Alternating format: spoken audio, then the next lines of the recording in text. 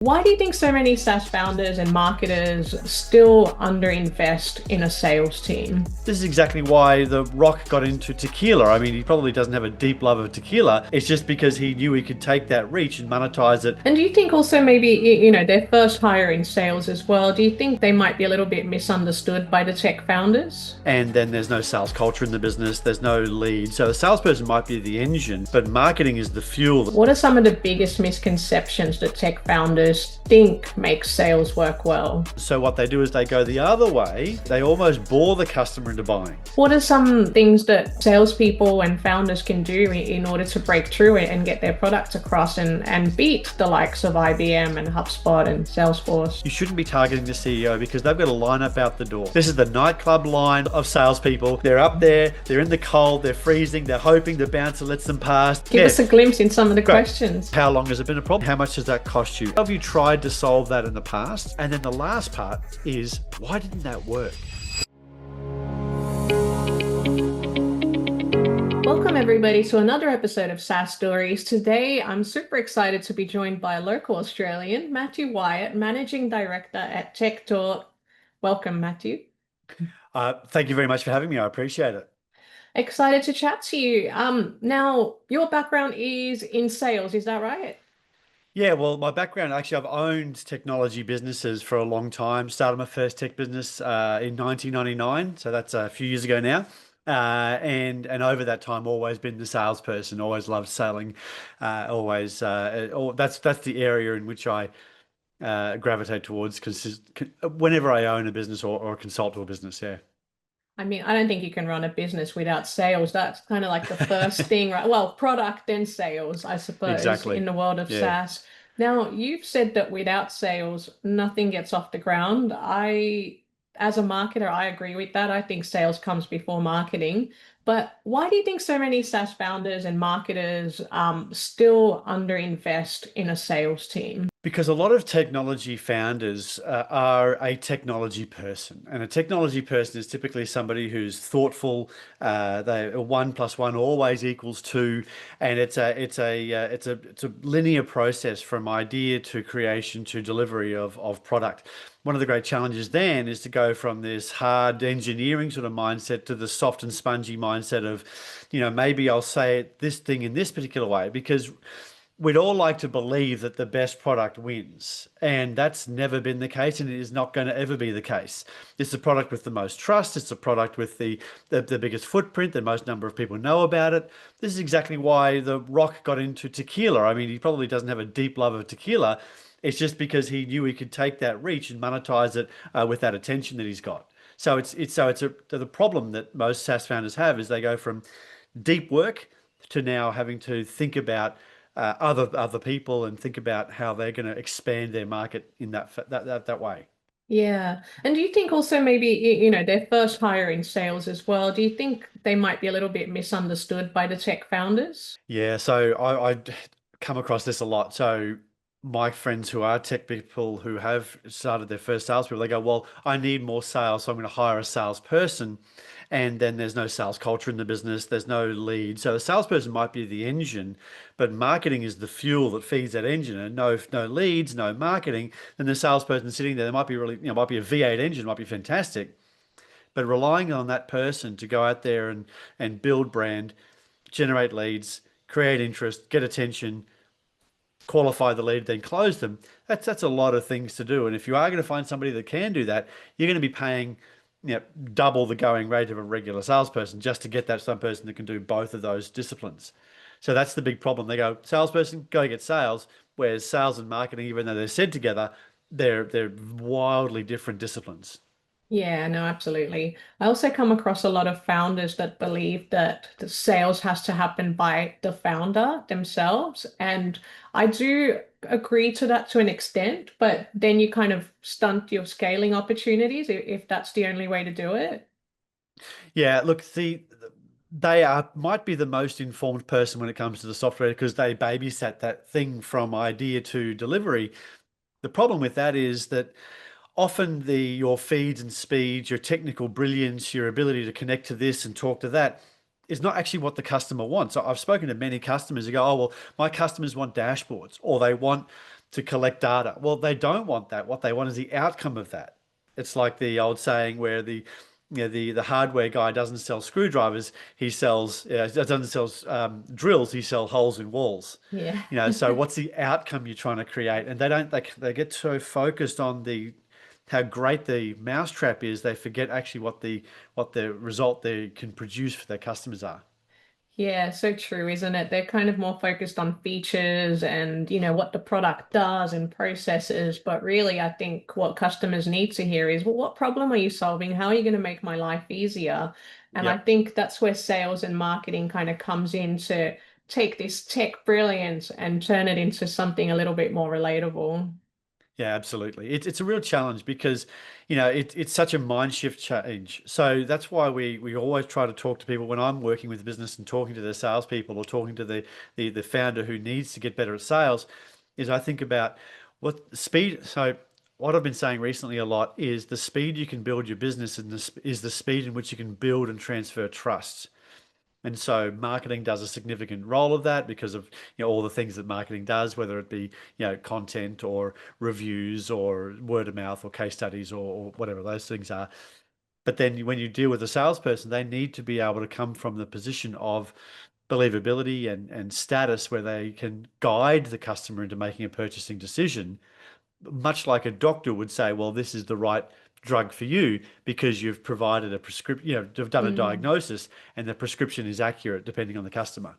Yeah, so true, so true. Like Mm. figure out what the problem is, where do they, fit in that assessment, and then try and sell. Yeah, exactly. Um, I want to ask in your experience what you find has worked really well when it comes to selling, but I also want to flip that question a little bit and ask, what are some of the biggest misconceptions that tech founders think make sales work well? Okay. So we've all had some exposure to uh, a pushy salesperson, let's say, and often people who aren't in sales or marketing have made this personal decision, whether it be consciously or subconsciously, is to not be that guy or girl, to not be that pushy person, that sleazy salesperson, the used car salesperson. I got friends of mine in used cars, so I don't want to say that anymore. But you get the point, right? So they don't want to be that person. So what they do is they go the other way and they almost bore the customer into buying. So they go, Hmm. well, we try to be a feature dump. It's the best product that tries to win the game. So the misconception about sales is you've got to be pushy. The misconception about sales is you've got to be not you, and you need to have a different character when it comes to selling. And so the reality is that we need to have the customer speak more. Oh, and the other thing that salespeople and founders believe is they need to have the gift of the gab, right? We've all heard that story where, oh, a natural born salesperson, always talking, gift of the gab, that type of thing. So the challenge with that is in 2025, and well, certainly for the last 5 years, and I believe going on, is that the more the salesperson speaks, the more the trust goes down. And the more the customer speaks, the trust goes up because in every interaction, whether a sale or any type of sales interaction, the financial reality of this conversation is if the salesperson convinced the client to do something, there's going to be a cost to that. There's going to be a financial reality at the end of that. So the person's already resistant, right? It's the you walk into a store, hi, can I help you? No, thanks, just looking. Yeah. It's almost like go away. I don't want to hear from you. I'm gonna get in front of this whole thing before you even start your spiel. And so what I teach salespeople and business owners in the SaaS world is get them to find a list of questions that are going to reveal whether or not the customer is right for you. Then you can make a recommendation. If they genuinely can benefit from your product because you've asked those questions and the customer's spoken significantly, then you're Hmm. about their issue, the cost of the issue. So some of the questions, I'll just give you some examples I was just of about these. to ask, give Yeah, us a glimpse in some of the great. questions. Yeah. So some of the questions are, so how long has it been a problem? How long have you been dealing with this? Okay. Yeah. And because people are always solving the problems, regardless of SaaS audience here, the people are already solving the problem that you solve. They might not be doing it as elegantly as you or as technically capable as you, but they're probably holding it together with digital duct tape, Excel spreadsheets, hope streams, and some good vibes. So they're already solving the problem. And so you're going to come in with your product. And so you need to talk about the problem. And they talk about, oh, well, oh, we solve it this way. And how much does that cost you? And how have you tried to solve that in the past? Because if they're talking to you, they've still got the Mm. problem that it's bright and shining. How have you tried to solve that in the past? And that gives you incredible insight of what the customer um, has tried. And if you start making recommendations or start talking about the things that they've already tried, once again, your trust goes down. Yeah.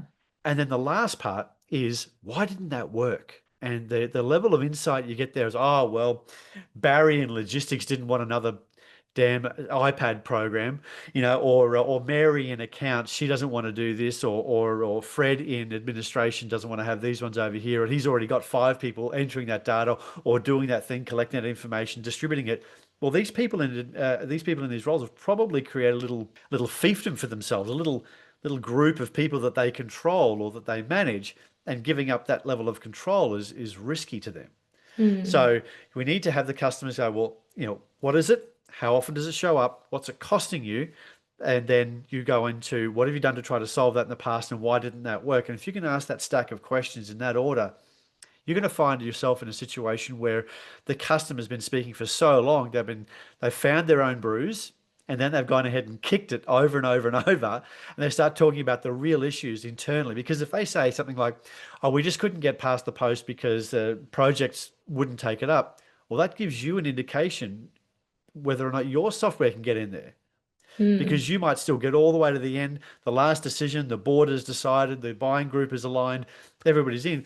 But if project management's not going to take up the job, you've probably got no chance in actually getting your deal through. That's so true. As you were talking, I was just kind of thinking, those questions are going to reveal a lot of the politics and change management issues in the Oh yeah. organization.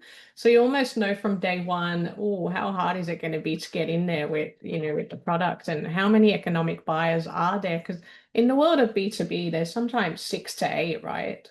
Well, very often, and there's a lot of unseen buyers. And also the thing is, with a lot of B2B, because software is such that, we're now in 2020. We're not back in 1999 when I first started, and people just believe you and trust the software is going to work.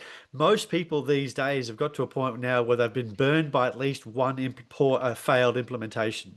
Yeah. So really, IT groups now are charged with the job of blocking threats, attack vectors, if we want to use a technical term, or potential, backdoors into the organization. And onboarding new software is a real pain in the backside. So, Mm. what not only are there 8 or 10 buyers, but there's also probably another 8 or 10. If we're talking of organization of 8 or 10 people, there's a buying committee. You're probably talking about another 8 or 10 people who can say no because they're procedurally involved in executing the software. And their version of no might be, are they SOC 2 compliant, or are they ISO 27001 compliant, or what's their policy when it comes to left-handed people from Narang, whatever it might be. They've got to come up with some version. They want to keep covering their backside, because a lot of buying decisions, certainly with people through organizations like you're talking about, their job, certainly this is when I'm helping customers who sell to government, corporates, large organizations, it becomes less and less about better, faster, cheaper, which is probably what people in the SaaS world are trying to go for. Better product, we Mm. deliver it faster, we can do it cheaper at a greater volume. Great. It becomes less about that. The larger the business gets, the less it becomes about. You sell to government, you talk about better, faster, cheaper, you've got no real chance. No, you What got you to go need to at their talk pace, don't you? There's Well, you need to go to their pace, absolutely, and their pace. And what do they care about? Well, they care Mm. about looking good, their next promotion, and if it blows up in their face, they've made the right decision. So if we think back in the day, we had businesses who would buy, you don't get sacked for buying IBM. And not because it was the best product, it's because it was safe. And at a Oh. board level, if they went, hey, Joanna, why did you buy this product? You can say, well, all of these people use it. It's the industry standard. Um, I'm safe. And they go, you know what? That's a safe answer. But if they buy Mm. some niche product that solves a niche issue and it blows up, then why'd you buy this? Oh, well, they were the best. You go, yeah, but they've only been around for a couple of years, and I don't have enough evidence, and really you're sacked. So you've made a poor decision. So that's why HubSpot and Salesforce and large ERP systems like Epicor, that's why these guys win, and which might necessarily be a a worse product or as good a product, but there might be other products out there in the marketplace that can do just as good a job for less money. But so safety and covering your butt is something to talk to when it comes to selling to those large organizations. Yeah.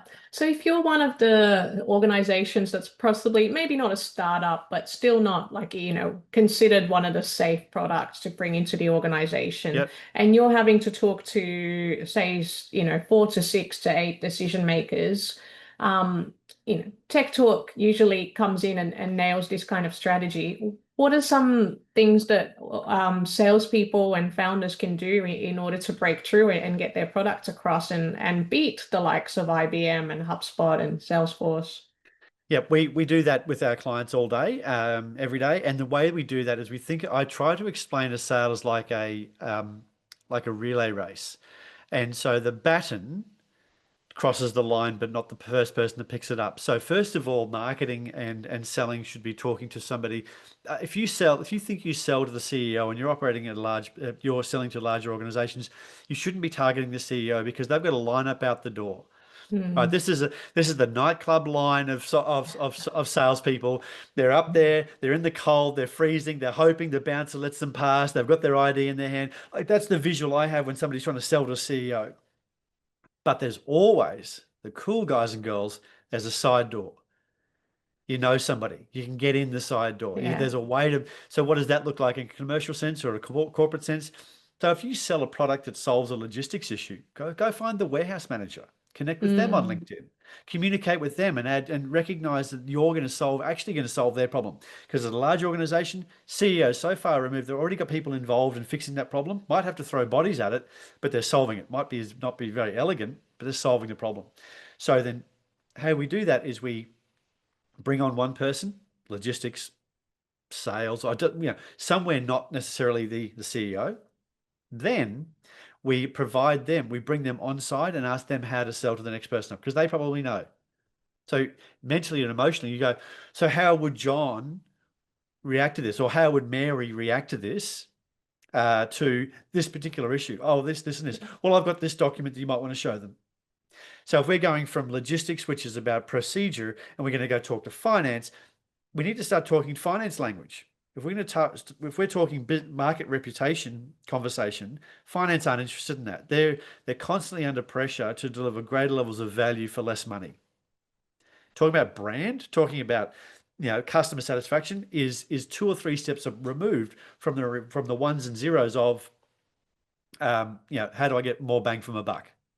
And so therefore we need to have different, so people like you will then go ahead and provide them with marketing materials that say that, and this might be the title might be a bit obvious, but still something you could use, why CEOs love or why CFOs love this product.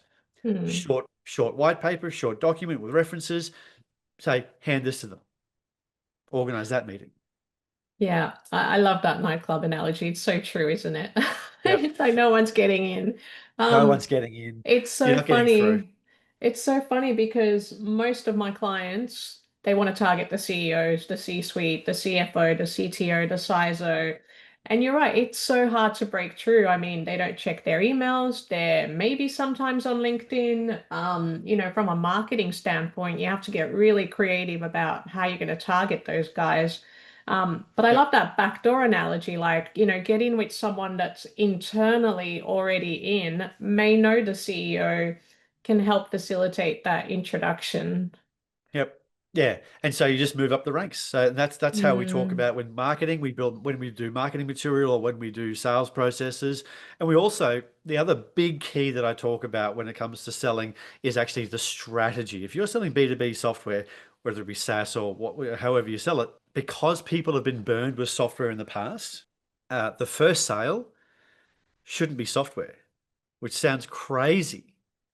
Most people look at me and go, what do you mean? So, don't sell software because people don't want to buy software. They've got rules, they've got regulations, they've got IT departments to defeat. They've got the bitter taste in their mouths from the last failed implementation. They've just paid their Microsoft bill, which is $10,000 this month. It's all this sort of stuff, right? Or their AWS bill, which is 100,000, yeah. and so they've got all these things going on. They don't need another bit of software. So what we do is we need to be able to build from trust, and trust is the basis upon which all sales are made anyway. So how do we do that? Well, I get my clients to rebuild the sales strategy and sell consulting first, even for Mm. even for $1,000 to $2,000 a month a SaaS product. Do consulting first, charge some money. Give me 500 bucks. I've had one client go all the way up to, Yeah. in mining, go up to 100, go up to $30,000. And that's just to add value to what you're offering, because if you give it away for free, they're not appreciating it as much. Give it away for free, not going to appreciate it. And also, once you've had your bill paid once for consulting, you've put a shot across the bow of procurement, and no longer is procurement a barrier to entry. Procurement is Right. so That's often a clever. barrier to entry, right? So Yeah. you come in and you enter as a consultant, and the barrier to entry under consultant is way lower. Human, they walk in, they walk out, not like, and people will buy people all the time because they've got all these employees. We buy that. So that's the strategy we operate with. We go start with consulting, and then as a consultant, you can look from the inside out. You can go, well, what I've seen is I spoke to Barry in logistics, and he has this, and this issue. Mary in finance, who has this, and this issue. Bob over here has this, and this issue. Based on these issues, our product will Mm. solve these issues plus these other ones over here. So my professional opinion, you've paid me for my opinion, which is the consulting piece. My professional opinion, you should buy this product. And you've also had a chance to meet Mary, John, and everyone that can get you to the CEO in that Yep. process. Because John has been in logistics for 20 years and he's seen all this crap come and go, and he's just tired of these whiz kids coming along with another bit of software to annoy them with. Love that. I'm too busy. I got boxes. I got trucks. I'm not interested in your nonsense. I write Yeah. it down on a bit of paper. I've been doing it for 25 years that way on my clipboard. Leave me alone. Yeah. But if you sit down with him and talk to him about that, you actually literally go on site. I teach my customers to go on site. If a customer's worth $50,000 a year or more, which often they are, go No. on site. I've got clients who it's $1 million for year one, so it's well worth it. But you need to get paid to provide an opinion, because opinions or consulting that occurs for free is typically, in the eyes of the customer, worth the money you've paid for it, Mm. which is zero. I love that. That's so clever. Yeah, Yeah, it makes so much sense. I'm just thinking as well, like from a marketing point of view, obviously all these SaaS companies, they've got the websites and all the call to actions are like free trial, free, request demo. please stop. How would you Oh, turn that on its head? What would you okay. change about that? Free trials are the worst. Free trial, literally, unless your product is as easy as Canva, or as easy Yeah. as, So more you know, B2C then. or Trello, Yeah. or something so easy that even a person with single digit IQ can click in front of it, sit in front of it and go, I understand what I need to do. Trello, pick up thing, move it to the next thing. Got it. Takes 1 minute to understand how Trello works. Same with Canva. Click a button, put an image in, happy days. That's why Canva's, and obviously these two businesses are massive, right? Mm, Um, because it's so simple. And there's virality baked into so the thing is, when you start talking about SaaS businesses and you want to start growing a product-led growth, because you can start product-led growth is different. Product-led growth needs to actually, the business model inside the product needs to create a situation in which you can share that with somebody, the second, third, and fourth party, and they don't need to pay for an account. Don't need to go through a whole bunch of rigmarole to view it. It's easy for them to get access to it, but that needs to still attach to the main product. That's product mm, design thinking when you come to product-led growth for SaaS businesses. yeah. So I've lost my train of thought there with what I was saying. I got excited about Product-led product. growth, easy when you have something like Canva, but maybe Yes. sales-led Oh, so okay. growth. So you asked about free trial and free demo, right? Free Yeah. demo is obviously a sales pitch. Yeah. Nobody's walking around going, "Great, I get to do a free demo today. It's free." Normally they charge for demos. Like, give me a break. Nobody's charging for No. demos. Free demos, not. I hate it. So don't do that. And also free trial. Nobody in 2025, we've all been squeezed on budget. Costs are going up. People are wearing multiple hats. So Mm, no one's got time. nobody's got Yeah. time. No admin manager's like, oh, it's 10:30 on a Wednesday. I'm pretty chill right now. Let's None of do a them. free trial of a Let's do it. software. I'm excited to spend 5, 6, 7 hours figuring out whether I can buy Joanna's software, and at the end of that, I get to spend money. It's no. So stop that. nonsense is absolutely. Most of my clients, if they're doing free trials, I'm going to say if this has got to be, and same with salespeople, they push they push for demos. Oh, they get you on the Yeah. phone and they go, "I've got to give you a demo." I'm sorry, but in 2025, the magic is gone. Honeymoon's over. The magic is gone with software. 20 years ago, you could show a demo and go, "This connects to the stock market." And they go, "Oh." Now it's like, of course you connect to the stock market and you do this and you draw this line and you do this over. Of course. Does it also create cat videos for me automatically with from a prompt? Like I need to like the level of people have been so conditioned to exciting things online that your demo, if you're doing an accounting program or an ERP program or anything, or a data collection program, it's not that interesting. I'm sorry, but it's Hmm. not. So you need to stop that because your product won't sell itself. So So what call to actions have you seen work well then? If not the demo, if not the trial, if not the, maybe here's a on-demand demo so you don't have to speak to someone, but it's that one still doesn't work. so I've spoken about trust too many times already, but the people have to trust that your product can solve the problem, and you need to solve the Mm. problem. And we know that 99% of the people that come in contact with your brand aren't looking to buy right now. So you need to build and recognize that you're going to bank that trust for in a year's time. If you continue to do that and continue to execute on that marketing thing and draw those leads in, provide free guides, free webinars, also other products that can help them solve their problem. Because if you can solve the problem for 90% of the market and they don't pay you, it sounds like an odd thing to do. And this is why technical founders, want to talk about IP. Um, we remove that layer of resistance, demonstrate, show how the product is, and then they'll go, then you need to engage with them at a salesperson and make an offer they can't refuse. You still need to engage with that sales. So what do you do instead? What's the call to action? The 5 ways that the 5 ways XYZ software solved ABC problem. And then we engage them with content, we engage them with that type of stuff. If you want to do free demos, then it would be I would rather do case studies. Yeah, So how ABC solved their problem and are now XYZ better off. Case studies for build far more trust than um, than demos do. The demo. So for one of my clients, they have a product that does. Sorry, it's software for the construction industry. So I didn't want to go into too deep of what they do, but software for construction. And so we have changed the way that they sell. They don't go straight for the demo. There's now a 23 question framework in which the customer must pass through before they see the demo because the software is not that interesting. No software is. So therefore, we need to get to a point where the question is, if you like what you see in the demonstration and backs up with what we've been saying, would you be going ahead? No, I understand. Can I ask what was the main reason you're not going ahead? Oh, yeah. we've got to do this, this, and this. Okay, so why don't we do those things first? We get really clear on everything before we do this bit. So Love yeah, that. Love working. that as a strategy. I mean, yeah, it makes so much sense. And there's so much pushback in B2B, especially when software costs hundreds of thousands of dollars, if not millions. Yeah, it does make a lot of sense. Um, when you walk into a company and look, it has a great product, but perhaps it's lagging revenue. Where do you start diagnosing the issue? Is it with the product? Is it with the people? Is it with the processes? Where do you start with that? Um, I start with who are your best clients Hmm. and not the ones that pay you the most. So we'll take money off the table. Who are your best clients? And when I say best clients, I mean, who do you like? Like literally, Yeah. like who do you like to do business with? Because there's going to be a whole bunch of financially profitable and useful clients to have, but who do you actually like? And once we understand that, what are their common characteristics there? And they might go, oh, well, they always, they've got dedicated project managers to go ahead and implement stuff.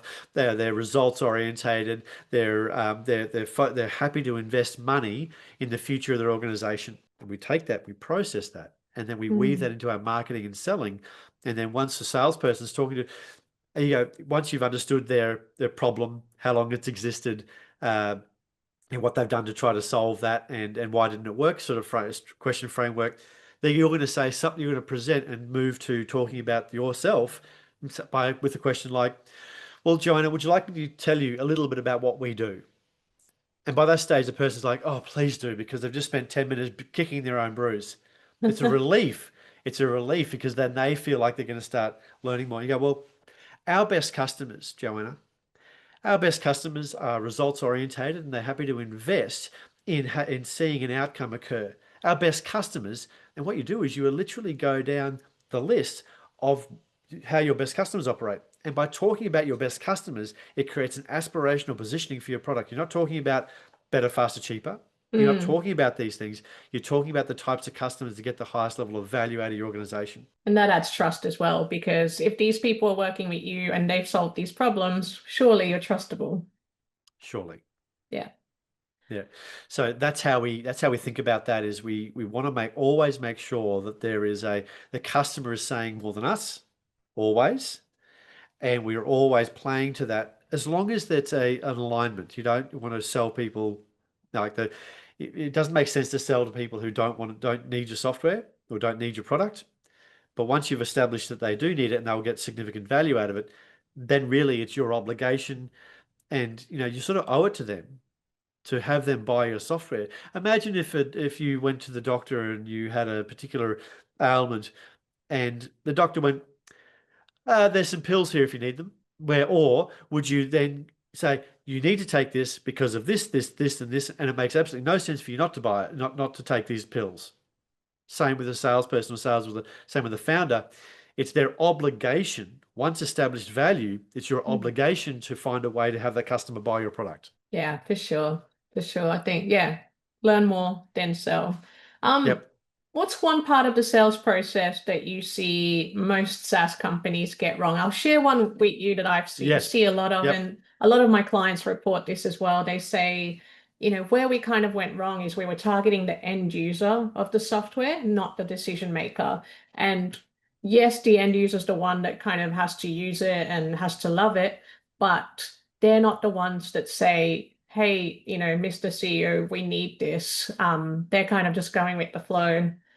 What else do you see? Well, it sort of talks to the problem I was talking about earlier, which is, we sell to the end user, which is a great way to start, but you've then got to provide that, that baton that needs to be passed from person to person. You need to provide content, resources, ideas to the next people up in the process. So, why CEOs love this product and why CFOs love this product, not just why you're a logistics person. So that's how I'd think about that. Now, sorry, at the beginning of the question, you also asked something else. What part of the sales process do they get wrong? Yeah, they um, not following up enough. Okay. That's it. Like seriously, we're generating hundreds and hundreds of leads. So we for our consulting clients, we also do some marketing. But if they don't follow it up, then you're going to get nothing. People just think about how people buy. Think about like there's four stages of buying. So first of all, it's first step, lie to the salesperson. No thanks, just looking. No, thank you, just looking. Not interested, just looking. Just want to watch your video. Second part is um, tell me everything. And tell me everything usually feels like uh, how can I eliminate you from my consideration? How do I do nothing? Just tell me everything. So the person asking the questions has control. So the customer always feel like they need to ask questions because they want to be in control. The salesperson needs to flip that over, which is I've already talked about. Third part is the same as the first part, lie to the salesperson. What is the third lie? What does the third step sound like? Um, I got to take it to the board, take it to my boss, check with my dog, talk to my astrologist, whatever it is. You know, it's I'll call you. So, and then the fourth part is hide. Don't answer calls, don't answer emails. So each one of those stages, you need to think strategically about how do we unravel that. Mm, Take back control during the questioning. Give the client a job. So if you provided a brochure, Joanne, I'm more than happy to send you the information that we've spoken about today, just so I can understand when do you think you'd have a chance to read through that and get back to me? mm, Oh, Tuesday? Great, okay. So do you reckon I'd hear from you on Tuesday afternoon or would it be Wednesday morning? Oh, Wednesday morning. Okay, cool. No worries at all. I'm just trying to organize my calendar because I've got a lot of calls in. So if you give me a call Tuesday afternoon about 4, I'd be available. Give the client a job. Because the thing is, there's so many people, they they they measure the number of brochures they send out or packs of information they send out, whatever it is. Problem is then that email lands in their inbox. And unless they click on and open it straight away, that's then going to be boom, another email, another problem, another things happening in the business. 20 emails sit on top of your email. They go, oh, look, Joanna said she's going to follow me up next Tuesday. I'll just deal with it then. Tuesday comes around, Joanna rings and goes, I haven't looked at that yet. Deny. And now, and then, oh, yes, yeah, I saw your email. I was busy. And then you start this cycle. And every time they don't answer a call or don't answer an email, it's a sedimentary layer of resistance. They start resenting you as a salesperson because they sort of deep down, they know they should have looked at your stuff, but they didn't.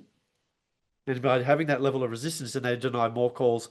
And then you get to a point where you have to, if you don't get your second email, your first or second email responded to, the next five aren't getting responded to, but you still need to send them. And then the next most effective email after email number one, you can send them five more. The next effective email is a breakup email. And that email is, hey, Joanna, I haven't heard from you. You've either gone somewhere else or given up on the idea. I'll leave you alone for now. If you ever need any help, let me know. All the best. Send. People don't like being told they're being given they're giving up, and they don't actually want to give up. So then that email gets way more response than any other email in the sequence. Right. I'm smiling this whole time because it's such a common problem, what you just said, which is basically you have that initial meeting, they're telling you about the problems, you kind of, you go through your deck with all your credentials and your capabilities. You say, I'm going to send that through to you, which you do. And then there's just nothing after that. There's like this Yep. gap. But what does giving them a job actually do? Like, how does that change the psychology? So they've agreed. So most people in a management role have got there through some level of competence, let's hope. Mhm. And so if they say they're going to do something, there's a good likelihood they're going to do it. Human nature Good. in a When I way. say I when I say promised. good, yeah, when I say good, I mean it might only be 30%, but it's going to be way more than the 0% of people you say, hey, I'll send you the brochure, I'll give you a call on Tuesday. Mm, Happy to send you the information. When do you think it would be reasonable for me to hear back from you? yeah. And then you give them a job. The psychology there is I've got a job, and the psychology is the ball's been kicked to me, and by giving the customer a job, it actually gives them a feeling of control, which is they do have control because they can read it and say no, but they've still got to read it. They've still got to go through it. And if your information, your testimonials, your whatever information pack you send is of high quality and value, that will help them continue to reinforce their enthusiasm for your product. Yeah. I think we've covered some really good strategies there. I'm already like, right, I'm gonna get started with some of these. Let's talk about tech in sales a little bit. What technology do you use? What software do you use that you find is really just like such a good time saver, for things like prospecting, reaching out, personalization? Any favorites? Yes. So I'll take you through the way that we get most of our leads and sales in our business and how our customers do as well. So we've got to generate we think about it in a four-part framework, and that is understand the psychographics and demographics of the customer. So not just demographics, we help with logistics companies over $100 million in Queensland. Okay, that's the most basic form of targeting, and if you're only doing that, you're going to lose. So you want to actually understand the psychographics. How do they act? How are they in the marketplace?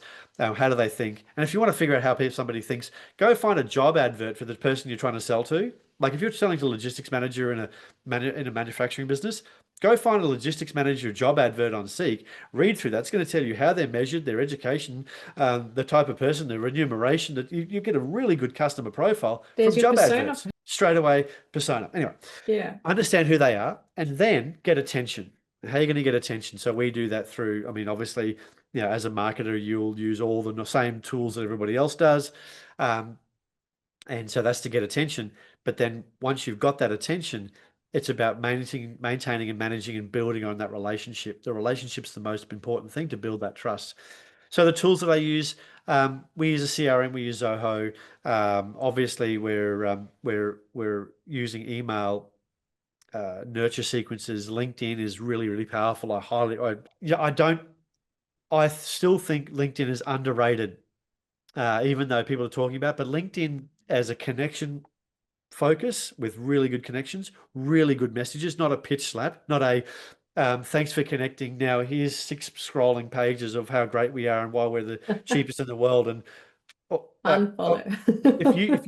if you start a conversation with me trying to pitch me, I imagine if you imagine Um, walking up to somebody at a networking meeting, which is what LinkedIn is, and saying, "Hi, Joanna, my name's Matthew. We help X to do Y through Z, and we do this, and here's a brochure, and here's this, and would you like to come to my webinar and get all of this in your like?" It's just you're like, bro, leave me alone.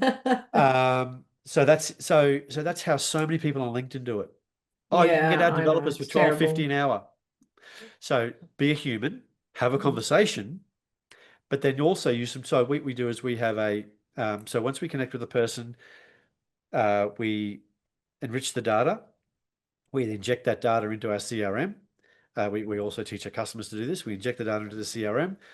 We continue to enrich that data. We have people in the Philippines. We have data researchers to continue to enrich that data. We connect with them if they're already connected on LinkedIn. Great. If they're connected through other channels, Facebook, whatever, we then once again do the same thing. Find them on LinkedIn, connect with them, and then find a piece of content. And if you don't have it, write it that solves their particular problem that you would guess that their problem that they've got. And then it's the phone. Give them a call Mm. and start the call with something disarming or something easy. Hello, do you want to buy my thing? That's not going to cut it. Do some research, do some work on what actually cuts through. So here's one that's working. I'll give you some of my something for free. Um, so this is the opening statement that I've been teaching some salespeople recently, and it's so crazy that most people won't do it. So here it is. Pick up the phone.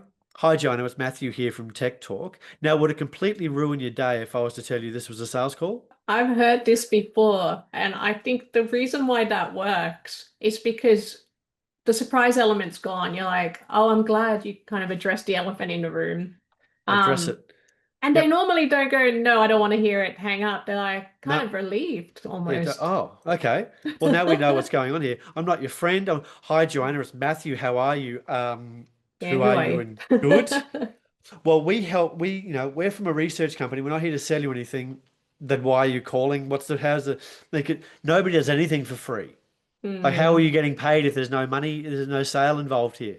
Piss off. Like, leave me alone. Don't insult my intelligence by saying this is a free phone call. So true. The phone call costs money, your hours cost money, the computer that you're on costs money, all of the things in this whole world cost money. Now you're calling me up out of the blue for free something? Nah. There's a commercial reality here that exists that if I need to, that it'll be at some stage I'll be handing you money. So just stop bullshitting me. Sorry, I got really passionate then, didn't I? No, I love it. You actually used two words there that really caught my attention, which was be human. As you Yeah. know, AI is exploding. Everyone's trying to use it. Soon enough you won't know who's human and who's a robot. But I guess in your experience, how can you ramp up that human element in a world where everyone is now going to be using AI? I wouldn't be surprised if those sales calls you just mentioned are done by AI soon. You're absolutely right. So I see AI as the connector between the magic that exists in the business or the secret sauce that exists in the business. If you're particularly good at logistics or if you're particularly good at marketing, like a copywriter or whatever it might be, AI should exist in the gaps, in the annoying bits, or the bits that take you from one bit of creative expression to the next bit of creative expression. And if you're in software, where's your magic? Where's your secret sauce? Well, it's by connecting this database to this database, providing this type of report. And what are you going to do with that report? You're going to provide this action. Can you join that action to the outcome? Whatever it might be. So AI needs to exist in the spaces in between the creative acts. And so the problem is, though, that the velocity and volume of AI created content out there is exploding so much that it brings us back to what makes us human. And so I've been writing a newsletter to my database every week. Every Tuesday morning, they get some snapshot of what's going on in my brain. And we've got a few thousand people who can cope with that. And so the more Joanna you are, or the more Matthew I am, and if I'm talking to entrepreneurs and CEOs and people in marketing, the more human you can make yourself, the more likely you are to build trust, and the more trust you'll get more sales. So AI is wonderful. I literally use it every day. every single day. We've implemented tools, processes. We've white labeled stuff. I've partnered with organizations to build software to do more things faster. Um, but the more people see you, the personal brand, like people have been talking about personal brands. This is probably why you do a podcast, right? So you've got to build a personal brand. AI is never going to take that personal brand from you. So the goal that every business owner, unfortunately, even if you're a wonderful technician, your job now is the brand of you, Yeah. and you are trusted, and your product, whether it be a logistics product or an accounting product, doesn't matter. Your product is what is the manifestation of your trust in that industry. But that trust needs to start with you. So that's how I AI, yeah. totally agree with that. Personal branding. One of our most successful campaigns that we ran back in 2017 was we got the salespeople or the product managers or whoever was in charge of kind of selling the product at the time. And we said, every bit of content that gets created, it's not going to come from the company or the brand. It's going to come from you. And you better read up on these topics and learn as much as you can because people are going to be asking you lots of questions, which is exactly what happened. And so their personal brand went up. Yep. The brand of the company we didn't even touch. And people buy from people at the end of the day. So it's totally works. So one of the things I say to people is I go, well, do you consider yourself B2B or B2C? And they are B2B. I said, well, can we reframe that to H to H? Because businesses don't buy anything. Human to human, yeah. Oh, Human to human. that's interesting. Businesses don't buy things. I can't Mm, sell anything to any business. A person inside that business buys it, and that person has their own dreams, hopes, desires, ambition. And if we need to make sure that our product aligns with those 4 or 5 key emotional triggers, because there's lots of products out there that can solve the problem. mm, There's lots of ways the problem can be solved. There's lots of products that can solve the problem. You need to provide an alignment, a values alignment between what you're selling and what the customer's doing. And that's why we all go all the way back to who do you like to do business with? What are their values? What do they value? And then how do you align with that? And then that's what you sell. Because there's an abundance there's an abundance of sales and customers out there. The world is so massive now. This is not 200 years ago where you could sell to your people in your village. If a blacksmith next door showed up, now you're both selling horseshoes. Well, we got problems. But now I've got customers in Sugarland, Texas. I got customers in the UK. I got customers in Milwaukee. I live in the Gold Coast, yeah. and of course I got customers all around Australia It's and New so good, Zealand as isn't it? well. But so you could be talking to me, and I could be living in anywhere, operating from anywhere, and it's completely irrelevant. So the world is your oyster. Many Yeah. of my clients who are selling things for $500,000 a year or $1 million a year in the technology world, um, they need one sale a month. One sale a month is significantly increasing their bottom line, and so the world is so massive. It's really you should go after more and more niche customers. If you can go after, a particular type of person with a particular type of values and a particular type of organization, you'll find them. There's plenty of them out there. In your experience, what separates a good salesperson from a great one? Like maybe just one personality trait that you find a great salesperson has. I have worked with trying to give you a succinct answer, but I've worked with people who are a top salesperson. One of our organization was somebody that I never got along with. So it's not likability. Um, it's it's somebody in which the prospect can trust to be telling the truth. So empathy, and yeah, empathy. I'm trying to give you a Empathy. single word is empathy. So empathy and trust. I'll give you 2 words: empathy and trust. The empathy in relation to I understand what you're going through and I can solve your problem, and vice versa. Do I like this? I like them because I know they're going to tell me the truth? And then also, I used to joke with my team, say, you just got to belly up to the bar for a big slice of rejection pie every day, and know that you're going to have to follow these people up a dozen times, Yeah. and you can't sit back and go, oh well, if they want to buy it, they will, because people are busy, or if you're smart, you'd buy it. Well, that's a cop out. because really it's your obligation and your duty to make sure you present the product in the best possible light. So it's the tenacity, it's the trust, and the empathy. Well said. What's your take on the self-serve model? Because a lot of data's coming out now. And I think this was kind of exacerbated by COVID pandemic when everyone just went through the digital transformation and started just doing everything online. What we saw is that a lot of B2B software, for example, was getting purchased via self-serve, and it was deals up to $1 million as well. So what's your take on that? Do you think that has, more growth potential? Do you think people are going to want to speak more to people in the future given AI's involvement? So for the majority, I'm surprised to hear that there was deals going for $1 million without any human involvement. But things can happen. How I think about it is marketing is so Google have called it the messy middle. So Google has done a bunch of research on marketing because they're the biggest marketing company in the world. Oh, well, Facebook as well. But they've done this research and they've come up with this term called the messy middle. And so somebody becomes aware of your brand and your product or your service, and then they sort of drift around the internet for sometimes years. They come across your product, they might sign up to your thing, they then go away, they unsubscribe, they come back, they see a video, they sort of dance around with your brand. Whereas in the past, when I started my first business, we put an advert in the newspaper. It was 5 centimeters long by 1 column wide, had some really great copy in there and a 1-800 number. So that was the amount of advertising that we did.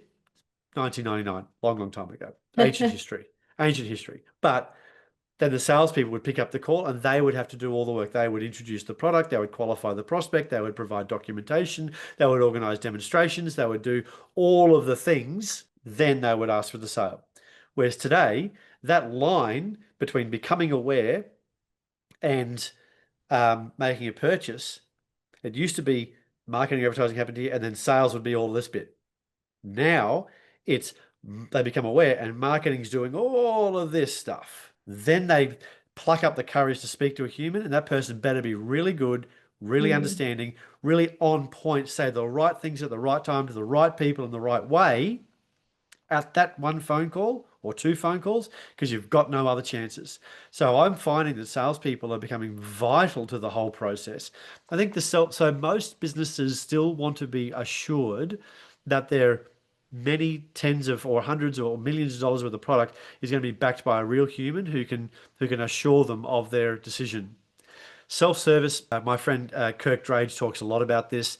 He from Leap Sheep, he talks about how you're going to bake the the selling into the model of the product, and so the people have got to be able to touch, taste, and feel it because they trust somebody else in the industry have used it and they've recommended it. And that mm, recommendation engine, that's a strategy. So you either yeah, so you've got to get attention, and you get attention through any one of the modalities, and one of them is running a really strong referral program. yeah. I love that it's called the messy middle. It's so true. It's so messy. And I find it really funny when clients ask, what channels should we be on? And I kind of say all of them because they're going to be everywhere at different times, different parts of their buyer journey. So you just need to make sure you're there when they're searching. Yeah. But yeah, and so what I think when I talk to clients about that sort of stuff, I said don't have multiple personalities. Try to keep one personality, but then mold it Yeah. to the platform. So if Yeah. your main platform is B2B, obviously you're doing stuff on LinkedIn. Have your LinkedIn personality, and it's okay to have your LinkedIn personality on Instagram. There might just be a little bit more visual, a little bit more auditory, might be just a little bit more colorful, but don't change your personality. Don't be doing dances on Insta and then try to sell $1 million yeah, ERP systems on LinkedIn. It's not going to work. No, consistency is key.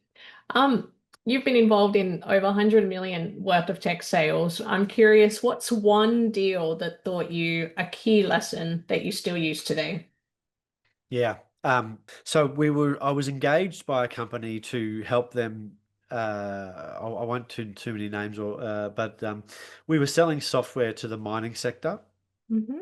My customer was. They're a small company, had the best product in the market. There was absolutely no doubt about that. Not enough people knew about them, and they were. And it was an easy decision to go with a bigger player with a much worse product because once again, it's not about better, faster, cheaper. It's about looking good and covering your ass. And of course, the leap to purchasing the software was so massive that nobody had done it for years before I got there. So what we did is we implemented that process I was talking about earlier, which is the consulting piece, and we went from doing 0 deals in many years before I got there. They were living very nicely. They were doing an extremely good job with the biggest mining companies in the world, but they were selling projects and they'd already sold to those people because they'd built trust there.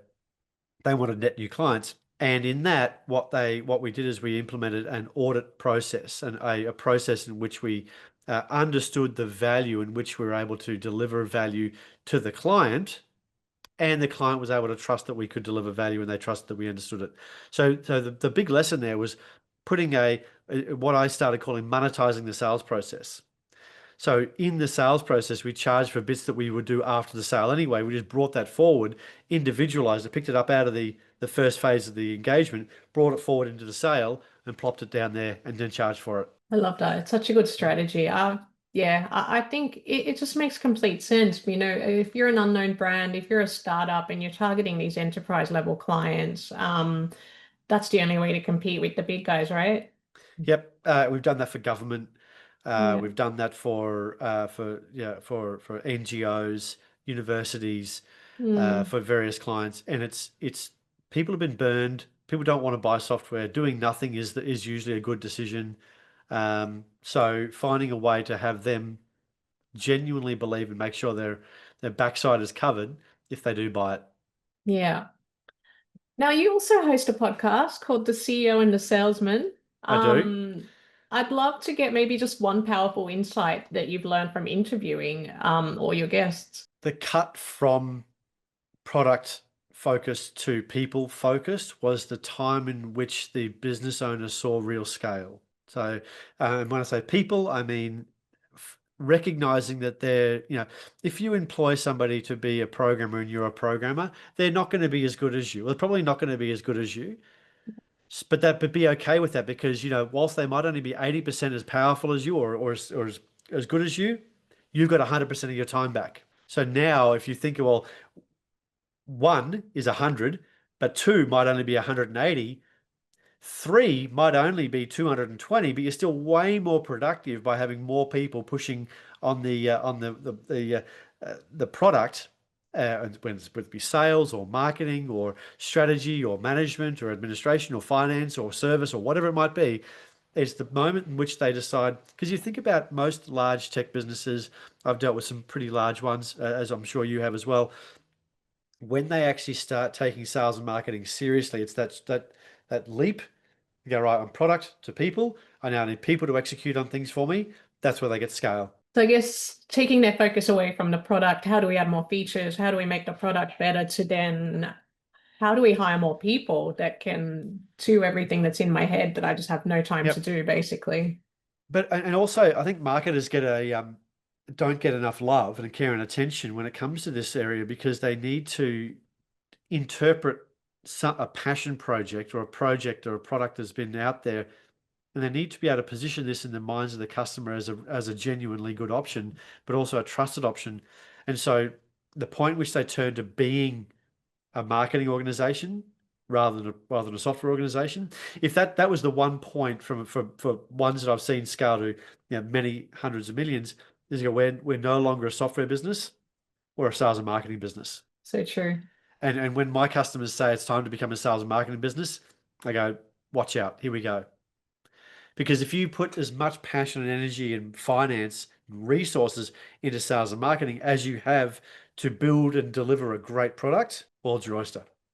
Yeah. Matthew, my last question for you. Kind of a tradition on this podcast, actually. I kind of ask this at the end of every podcast. If you could go back in time and give yourself one bit of advice, when would that point be back in time, and what would that advice be? Interesting. So business advice. Could be business, could be personal. We can go anywhere. Okay. Well, I've got a range of answers. Don't sell real estate. Always buy it and keep it forever because it's been going up wildly for forever. Mm, So we'll talk about that. That's one thing. That's a personal thing. Business wise, People care about you, your product, your ego, your market. That people care way less than you think. So I've held on to and so this all boils down to listen to your wife, and so, but no, yeah, not but, and so there was a time in which we had a really expensive lease, like $400,000 a year lease for premises, and um, it was coming up for renewal. We didn't need all that space. It was a bit of an ego spot. And I said to Terry, we need to keep this to keep up appearances. And we didn't. And so we eventually got out of that lease but it was a real lot of pain, cost us a lot of money. But if we'd not renewed that and found different premises or found a different way of working, we would be a lot of money better off than that 400 grand a year just for that lease. And there's 10 versions of that answer in relating to 10 financial decisions I've made because we need to keep up appearances, or because we need to keep Mm, the salespeople happy, or we need to play. Everybody in the company needs their own office, or this is the type of organization we want to be. All of those sort of things. Now, I'm not saying always go with what the accountant says, but certainly the answer is people care about you and your business way less than you think. So do what you think is right for you, and the and back yourself. yeah. It's so true, isn't it? They care more about the relationship they have with you and the fact that you're making them look good in the organization rather than what office you're in, what you're wearing, what car you're driving, all those kinds of things. But it is a common problem I think all of us make. So yeah, interesting one. Thank you. Yeah, yeah, my pleasure. Well, thank you so much for being on the show. I've definitely got some really good insights from you today. I'm sure anyone listening to this podcast is already going away and rethinking their whole strategy. So thank you, Matthew. No, my Absolute pleasure. gold. Thanks very much for having me on. I appreciate it. Have a great day. You too.